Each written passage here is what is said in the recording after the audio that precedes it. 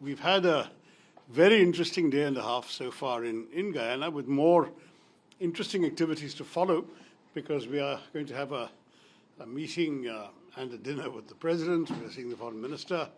And of course, we are having an opportunity to interact with all of you, and subsequently with some influential thought leaders in Georgetown who are apparently spending some of their attention on foreign policy issues. So it's not yet the end of our visit.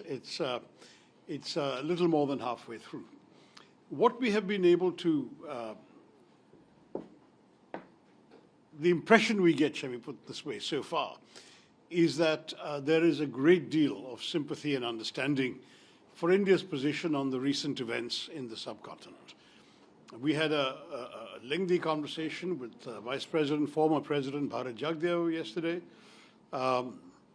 We had a dinner hosted by Prime Minister Mark Anthony Phillips, and this morning spent a good time in the legislature, in the Parliament building, and again in conversation and lunch with the Speaker, Mr. Manzoor Nadir.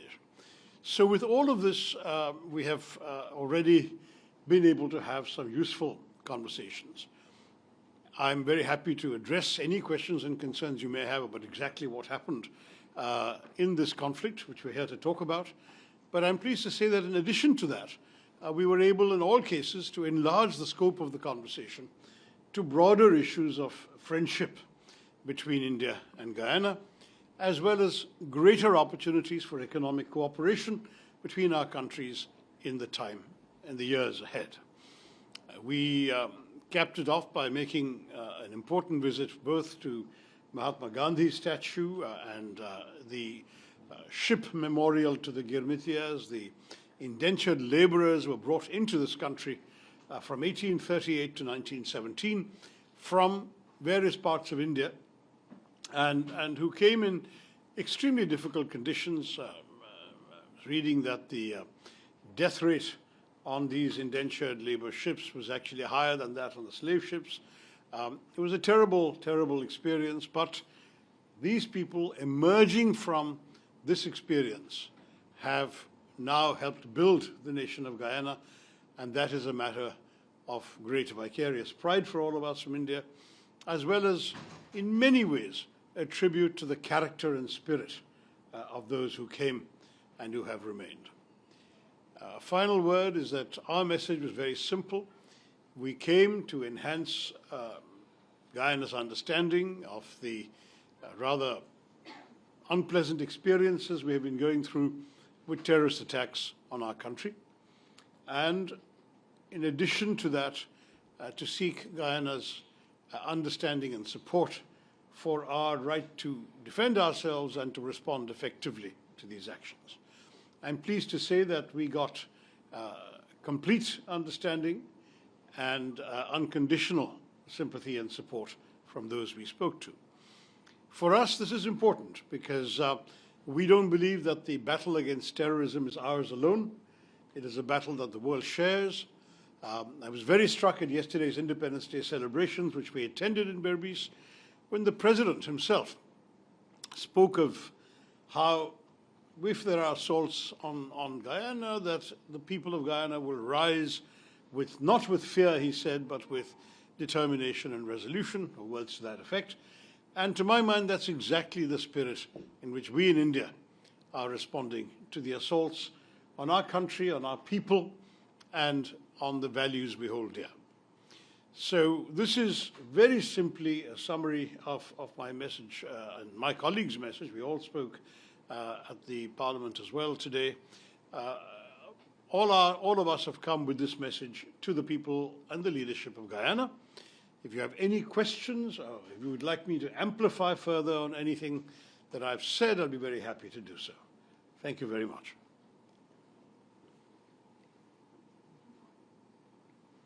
Yes.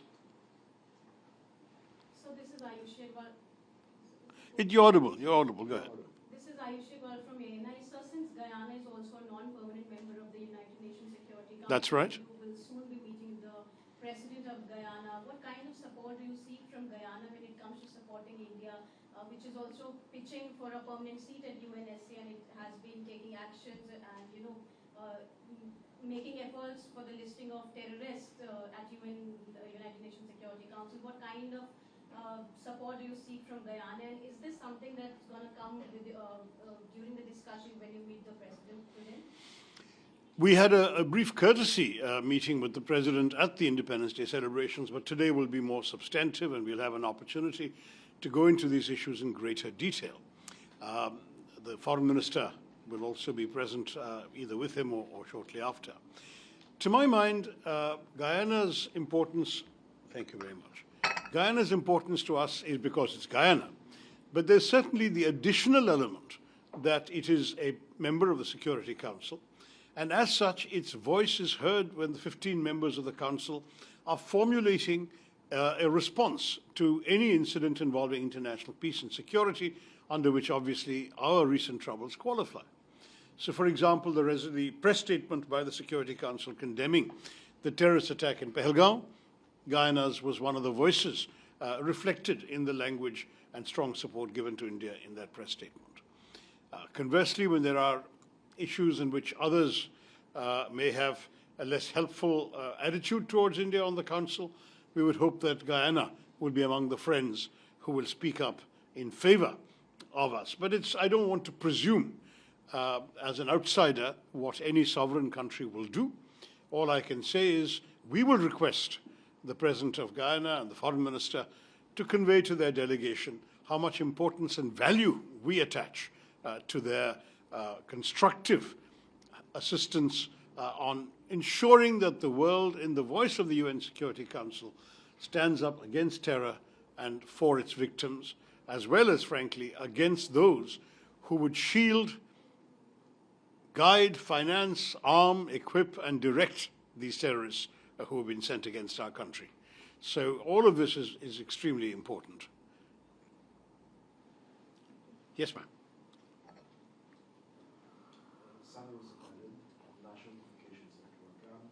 Following the incidents of April 22 and May 7, what impacts these incidents have had on India, particularly with neighboring countries? Well, our neighboring countries, by and large, I think, have all condemned the terrorist attack when it happened. Even the country from which it originated made some statement about condemning terrorism. But having said that, in the time that followed, the couple of weeks that followed, there was no indication whatsoever that our neighbor, one particular neighbor, Pakistan, was taking any actions to deal with those who had claimed credit for this appalling attack. The so-called Resistance Front, which within 1 hour of the terrorist killings claimed credit and which repeated it the following day, is a well-known front of the Lashkar-e-Toiba, a proscribed terrorist organization listed by the UN Sanctions Committee, as well as on the United States government's terror wanted list, terror designated list. And this organization, Lashkar-e-Toiba, has its headquarters in the heart of Pakistan, in a place called Muridke in Pakistani Punjab. Perhaps it was naive of us to hope that the government would take any action, but none was forthcoming. And this is why India went ahead 2 weeks after this incident, on the night of the 6th, 7th of May, and attacked this headquarters as well as 8 other known terrorist bases and launch pads. These included those of the Lashkar-e-Toiba, which is a notorious organization and which is the parent body of the Resistance Front. It also included the Jaish-e-Mohammed, another notorious organization that's been involved in hijackings, bombings, as well as the execution of the American journalist Daniel Pearl. And then other well-known terrorist organizations such as the Harkat al-Ansar, Harkat al-Mujahideen, and other such groups, which have been spawned by Pakistan in a policy of using terrorism as an instrument of unofficial state policy. So for us, these strikes were calibrated, very precisely targeted, and very carefully done. They were done at night, 1:05 to 1:30 at night, when there were not likely to be many civilians around, so there would be no real risk of collateral damage to innocents. We also did so with such precision that precise buildings were hit inside the compounds of these organizations. We also took care to not touch in any way any government facility, any civilian facility, or even any military facility of the Pakistani army. And we conveyed that message after the strikes were over. A message was conveyed to Pakistan. We have not hit any of these things. It's deliberate on our part. We have just taken reprisal action against terror by attacking the infrastructure on which these terrorists rely. If you were not to respond, we will not respond further. Our action is over. Pakistan then chose to respond with heavy and indiscriminate artillery shelling, killing 19 civilians in an area called Poonch in Kashmir, in which sadly they also hit a Gurdwara, a Sikh temple, and a convent of the Carmelites of Mother Mary, killing victims in both these places. India then had to retaliate also with shelling.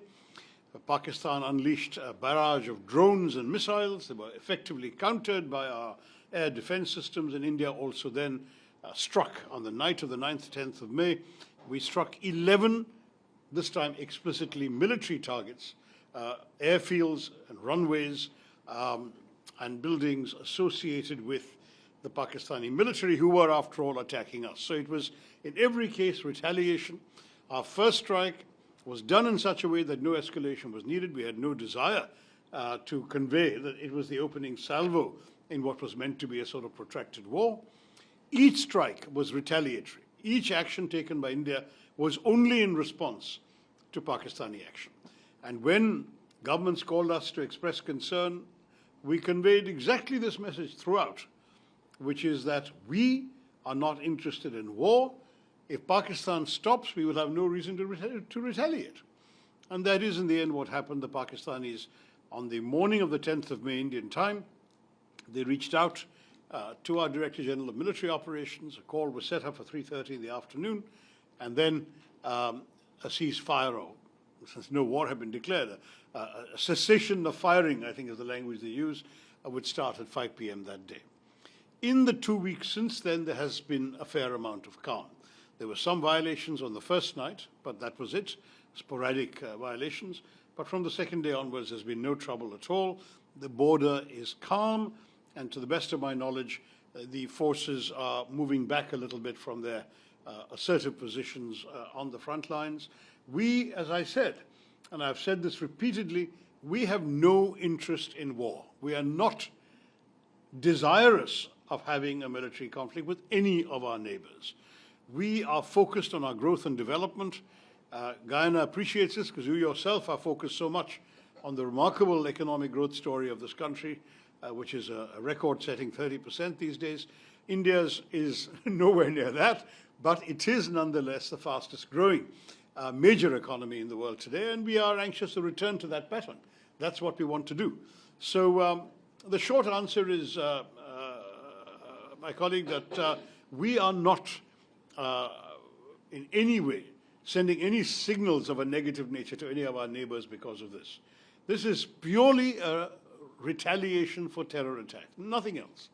And as long as no other country wants to send terrorists our way, they have nothing to fear from us. We want to live in peace with them. And secondly, how do you hope to move forward with this issue? And I know you're leading a delegation to Latin American, Caribbean. Yes. Other teams are all from different parts of the world. What has been the response? You said you had a favorable response so far in Ghana. What has been that response among the countries? Sir, in general, the response has been one of great understanding. But the countries you mentioned we haven't gone to yet. We are going tonight to Panama, thereafter to Colombia and to Brazil. And we'll certainly be speaking to them exactly the same message that we're giving you here in Guyana. I would say that we have no reason to doubt that they will be understanding of our position when we explain it. If there was any question or concern, we're quite willing to explain it. In general, our impression is that terrorists have no friends and allies in the world except those who actually dispatch them. And therefore, we don't expect there'll be any willingness on the part of any country to condone what happened against us. On the other hand, let me say very bluntly that if it turns out that there are any questions about the actual 88-hour operation that took place, then certainly during those questions we'll be very happy to give. Your name is here, sir, for us. we'll be very happy to give constructive responses that explain exactly our position to the world. You asked about the impact back home in India. I think the sad impact has been on tourism in Kashmir. Tourism in Kashmir had been going up dramatically each year. In fact, there was a more than 100% increase between last summer and this summer, or the beginning of the summer. Spring, I suppose, is what you would really say in the West. But sadly, that has now subsided dramatically because of this attack.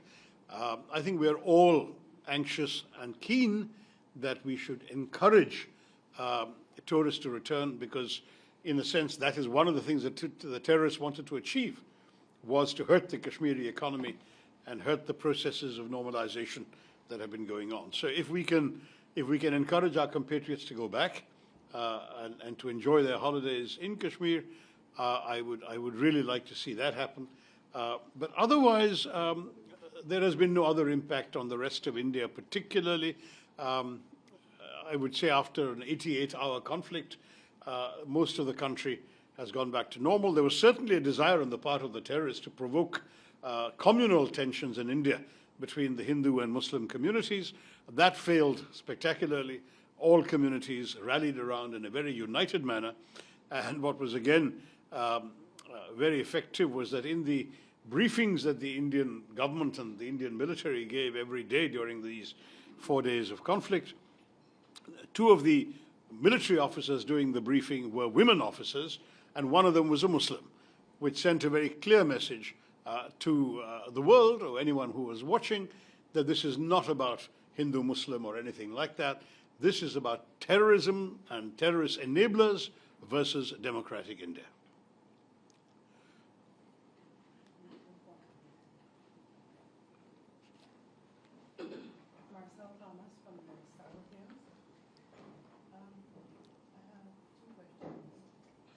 A little louder, ma'am, or perhaps hold the mic a little closer. Sorry. Yeah. You hear me now? Yeah. You said you're on a mission to Latin America, including countries also Colombia. Is this route also going to other countries? And can you explain the origin of this mission, and how you, as an opposition congressman, came to lead it? Right, thanks. So the answer is this delegation is not going to other countries. We're covering 5 countries: Guyana, Panama, Colombia, Brazil, and the United States. However, there are 6 other delegations, a total of 7, that are spanned out to 7 different regions in the world. And some of them left even before we did. We've already had one group in, I think, Bahrain, Kuwait, and the UAE. We have another group reaching Egypt, Qatar, Algeria, and so on. I can't offhand tell you the exact geography and the exact number of countries that they're all going to, but cumulatively, our objective is to get our message across to all the members of the Security Council, other influential regional states in different regions of the world, and thereby to reach, I would say, probably not even a little more than, let's say, a quarter of the members of the United Nations, in the hope that in that process, we get the message around to the world. When you ask about the origin of the mission, when the government called me to invite me to lead this delegation, the message I was given is that the government wanted specifically an all-party delegation. The government was of the view that in this particular crisis, where by and large the nation had rallied together, and even the principal opposition party, the party to which I belong, had on the very first day declared its unconditional support to the government and the armed forces, that in these circumstances, it should not be a task for the regular diplomats who do their job anyway, everywhere around the world, extremely well, as our ambassador here does, but it should be from the political establishment of India, and it should cut across all party lines. So that was the origin of the thing. I'm going to ask my colleagues to add a word, because they all come from different parties. To my left, Shashank Manitripathi is from the ruling BJP party. Harish is from a different regional party in the south. Sarfraz is from a different regional party in the north. Mr. Kalita and Tejasvi are both from the BJP. And at the very end, Ambassador Sandhu is a very senior retired diplomat who's just retired from being ambassador in the United States. So we have a cross-section And I'm very happy if any of them would like to add a word to what I've just said. Shashank, do you want to say something? No, I think one reason for this multi-party delegation is also that very often terror comes and goes, but we have consistently been inflicted this. And therefore we want to highlight to the nation and to the world that this is something which is an ongoing trouble for a country which is democratic, which is growing, which has no intention to harm any of its neighbors, which is only intent on Viksit Bharat, of growing ourselves into a developed country. So therefore, this multi-party delegation makes that point emphatically by visiting these various locations in person.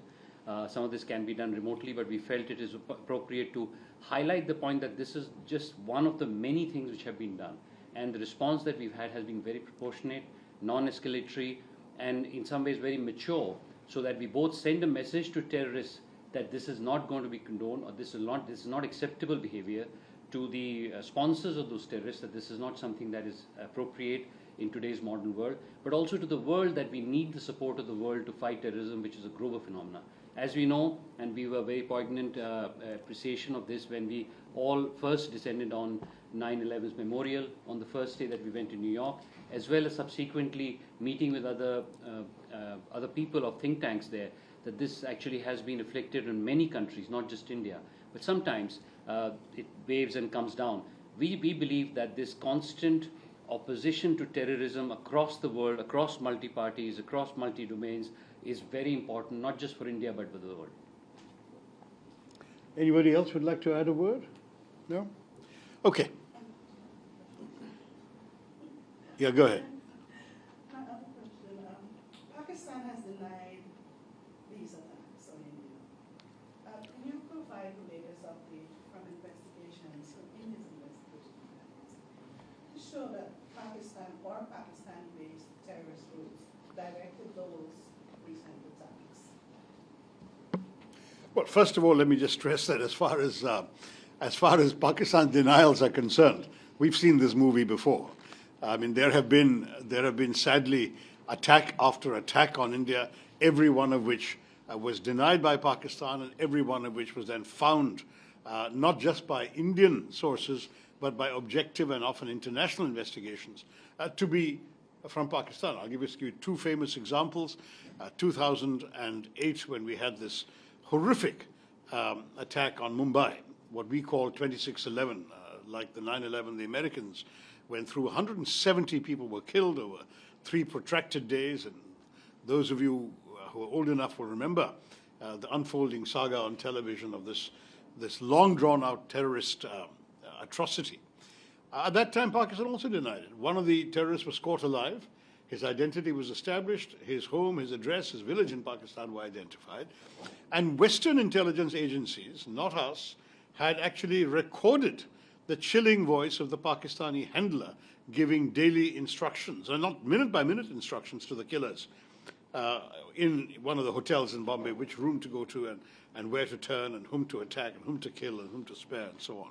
It was an absolutely sickening example of evidence. A detailed dossier was compiled.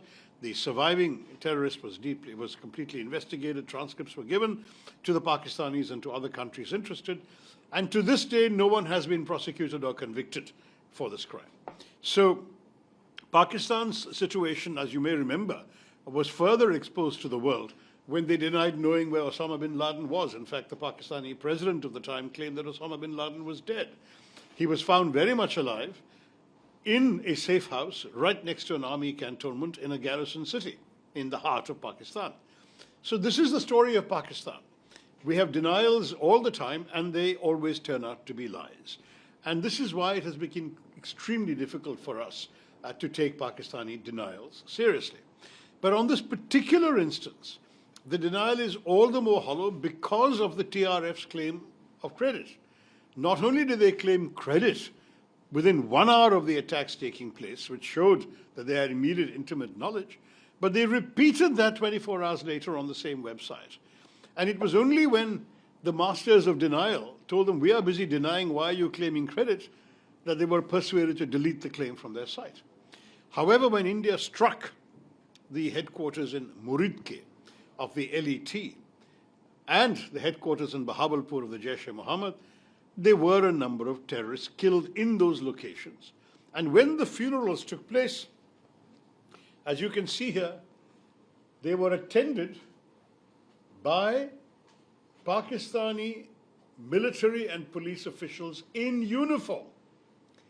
While the funeral prayers for terrorists are going on, the coffin is draped with a Pakistani flag, and people in uniform are there to mourn the loss of these handlers. Some of the people present, by the way, have been identified, and at least one of them, Asghar, is somebody who's on the UN Sanctions Committee wanted list.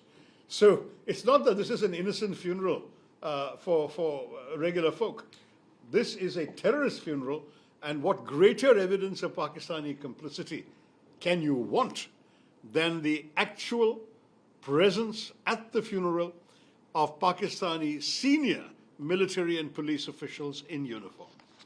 I'm sorry to say that this is not something which we can lightly overlook, and that's why India responded in this way, striking sites. And I might add that when people talk about evidence, there were various claims being made about who did how much damage to whom. We are not particularly boastful about doing damage, simply because we would rather not have had this war at all. But you have seen, in fact, and there are a few others. I'm sorry I don't have more than one copy, but I can, you're welcome to take photos of it. These were satellite pictures, and these are all publicly available, because, as you know, satellite technology means there are eyes in the sky for everything. The damage that has been done. Whereas Pakistan, in addition to claiming certain things, has all, I beg your pardon, in addition to denying certain things, has also claimed certain things. And I've not seen this kind of evidence from the other side for whatever damage they claim to have inflicted. So all I will say is the terrorists got what they deserved, and those who backed them and continued backing them even after this tragic incident, they also got what was coming to them. And I'm still saying this in measured tones. I'm not here to sort of rattle sabers. We are at peace today, and we want to remain at peace. And that's also a very strong message. But we want to remain at peace with strength. As your president said yesterday, not out of fear. We are not afraid that these people will hit us again. If they hit us again, they're going to get it back worse. We are determined to convey our steely determination and resolve, and we want the world to react also not with fear, but also not with indifference. We want the world to understand, and we want the world to understand why and what. Why is because we've been enduring terrorist attacks for nearly 4 decades, and what is that we are going to respond in a measured, calibrated, precise manner to ensure that no act of terrorism goes unpunished. If you come and hurt us, there will be a price to pay. If you leave us alone to get on with our business of economic development and growth, we will happily do that, and we will leave you alone. That's the message to those people who have chosen so far to behave in this atrocious manner. Madam, as you can imagine, this issue goes beyond the terms of reference of this delegation, which has come with a very specific mandate. I will say, however, that our country has been following very closely this entire painful dispute. We are aware that there were diplomatic discussions in December of 2023 between the two countries. We're aware there's been some discussions in the International Court of Justice. We certainly support a peaceful resolution and a just resolution of this issue. But beyond that, ma'am, it's really, to be very blunt, not our business here.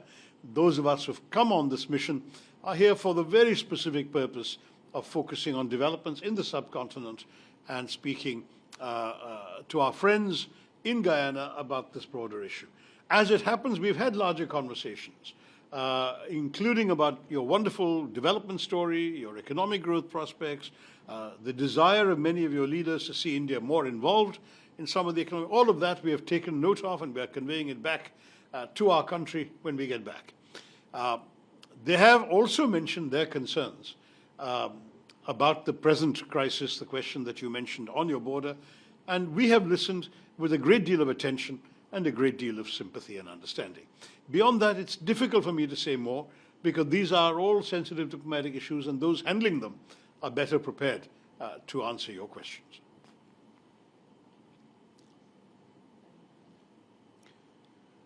Have I exhausted your curiosity?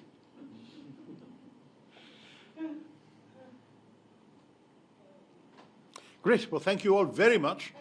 Yes, ma'am.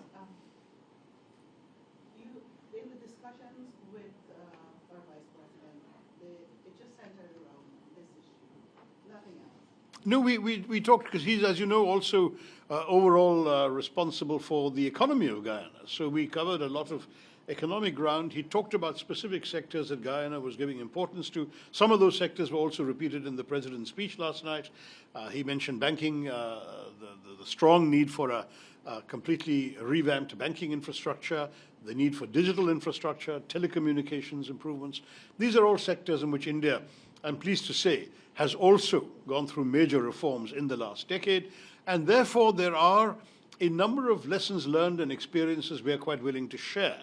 As you know, the Indian Prime Minister was here not long ago, late last year, and our Foreign Minister came before that. And I think that the Indian government is very conscious of Guyana's needs and desires, and we are open in many respects for collaboration. It's not just governments. There are Indian private sector firms which we are encouraging also to come and get involved in Guyana. I'd like to see very much more involvement because you are embarking on a great adventure. You are transforming your country, your infrastructure, your growth possibilities. There are opportunities in agriculture. There are opportunities in dealing with aspects of water management, of climate change issues. There's just so much going on. And the Vice President gave us, we had limited time, about 35, 40 minutes, but in that time, we covered quite a vast amount of ground, and all of these issues were covered. And I will say that we are very excited to hear the story of your growth and development. And certainly, we'd like to be a small part of your adventure. So let's hope we can do that. And that Indian companies will come. One small Yeah, thing. sure. I think we were all very delighted to be part of your 59th Yes. Republic celebration. And Independence. Independence celebration. And what we saw there, at least what struck me personally, was two things. One is the great cultural melange, this prosperity that you're engendering by bringing people together. And the second thing which touched many of us was a recitation of Rabindranath Tagore's Where the Mind is Without Fear and the Head Held High. So I think these kind of relationships with these two great nations, that is also something that I think we take personally with us from this journey.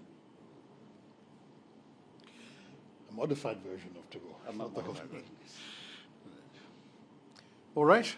May I thank you all very much for your time. Jai Hind.